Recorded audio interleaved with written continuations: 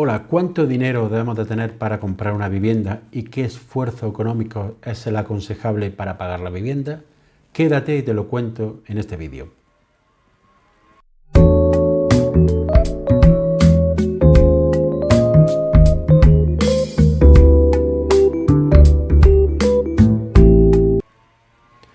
Soy José María Luque de abogadoinmobiliario.com. En este vídeo te voy a comentar qué dinero es el aconsejable tener para comprar una vivienda. Me refiero siempre al caso en el que vamos a comprar una vivienda con financiación, ya que si disponemos de todo el capital, evidentemente no tiene sentido decir qué dinero necesitamos porque lo vamos a tener en su totalidad. Como regla general, cuando acudimos a una entidad financiera a pedir un préstamo, solo nos van a conceder hasta el 80% del valor de compra.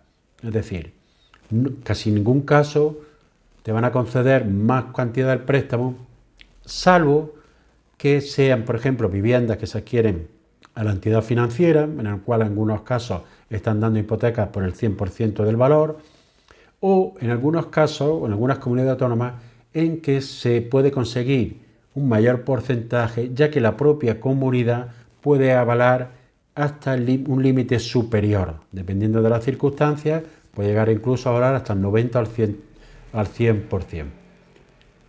En estos casos, este es el primer requisito que debemos de partir, es decir, ya debemos de disponer del 20% del valor de compra. Lo cual, si estamos comprando una vivienda de 150.000 euros como máximo, nos van a dar una hipoteca de 120.000, por lo cual ya tenemos que tener al menos 30.000 euros.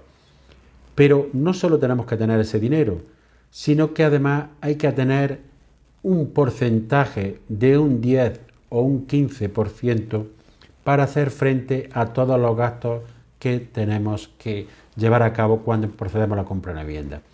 En primer lugar, tenemos que liquidar el impuesto de transmisiones patrimoniales o, en su caso, del IVA si se trata de una vivienda nueva. Estamos hablando ya del 10% del IVA o el impuesto de transmisiones patrimoniales, depende de la comunidad autónoma, rondará el 7 o el 8%, aunque hay casos que están bonificados al 50%, incluso más, en casos de familia numerosa, personas con discapacidad, jóvenes, hasta un determinado importe en el valor de la vivienda, etc. Este es un gasto que tenemos que tener a la hora de valorar la vivienda. Pero es que además tenemos que tener en cuenta que vamos a tener que hacer frente a otros gastos.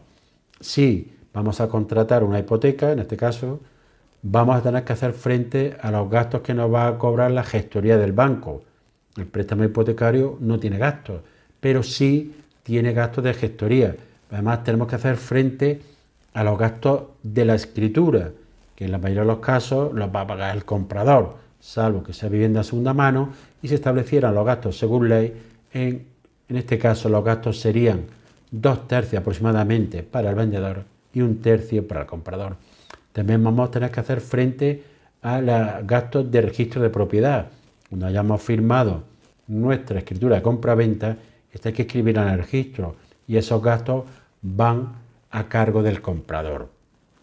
Pero no solo estos serían los gastos, digamos, jurídicos y derivados directamente de la compra-venta, es decir, gastos del bien inmueble, impuestos que se derivan, notario y registro y gestoría del banco al solicitar el préstamo hipotecario.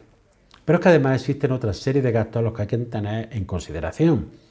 Es decir, hay que pensar si al piso, en caso de ser segunda mano, hay que realizarle alguna reforma, por lo cual debemos de disponer ese dinero, o si la vamos a aplazar, o aunque sea simplemente pintar el piso, una reforma, una adecuación pequeña, no una reforma grande. También tenemos que tener en consideración si vamos a realizar una mudanza.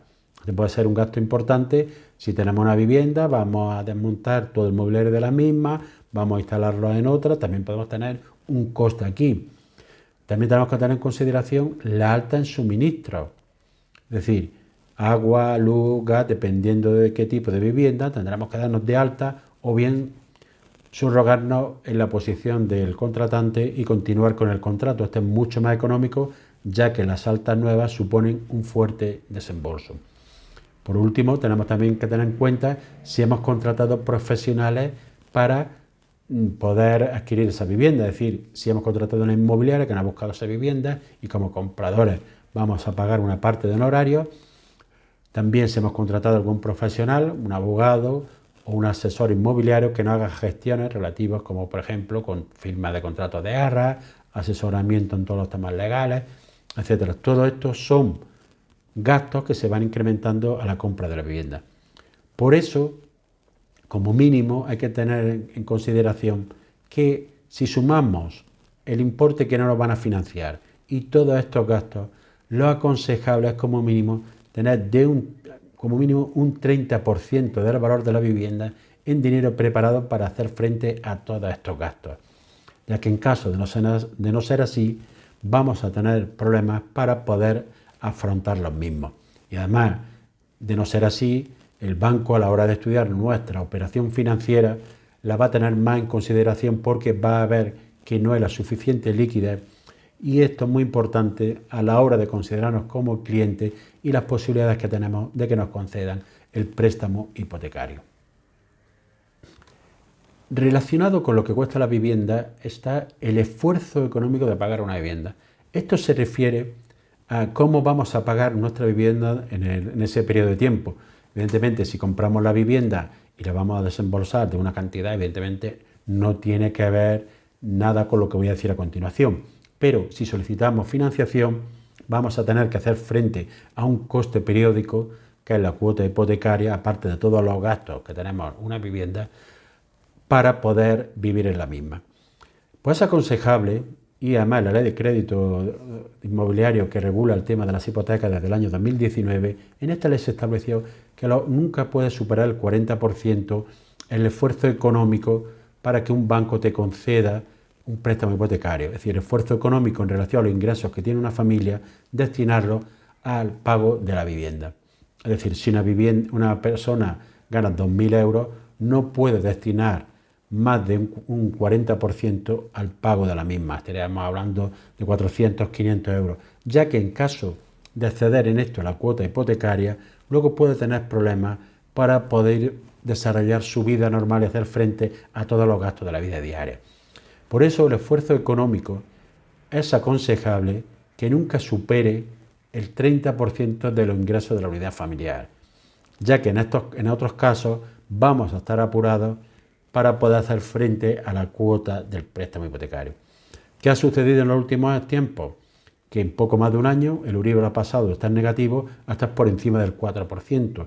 Todos los préstamos que se revisaron en la segunda semestre del año pasado o se han revisado en el primer semestre de este año han subido un fuerte incremento de 200, 300 euros e incluso 400 euros en la cuota hipotecaria, por lo cual eso está asfixiando a muchas familias porque el esfuerzo económico que les supone hacer frente a la misma excede ya en muchos casos de este 30% aconsejable y del 40% que en ningún caso se debe de superar. Pero es que es más, hay ciudades donde el precio de la vivienda ha crecido tanto, como puede ser Madrid, Barcelona, incluso Málaga, donde el esfuerzo económico que debe hacer una familia para adquirir una vivienda está ya incluso por encima del 45% de los ingresos mensuales, por lo cual en estas situaciones es del todo desaconsejable y no van a poder adquirir una vivienda porque si no, no van a poder hacer frente al pago de la misma y poder desarrollar su vida de una forma normal. Por esto siempre hay que tener muy claro qué esfuerzo económico necesitamos para comprar una vivienda y no desviarnos y no superar nunca o intentarlo al menos el 30%. Si te ha gustado este episodio, no recuerda suscribirte al canal. Nos vemos en el siguiente episodio.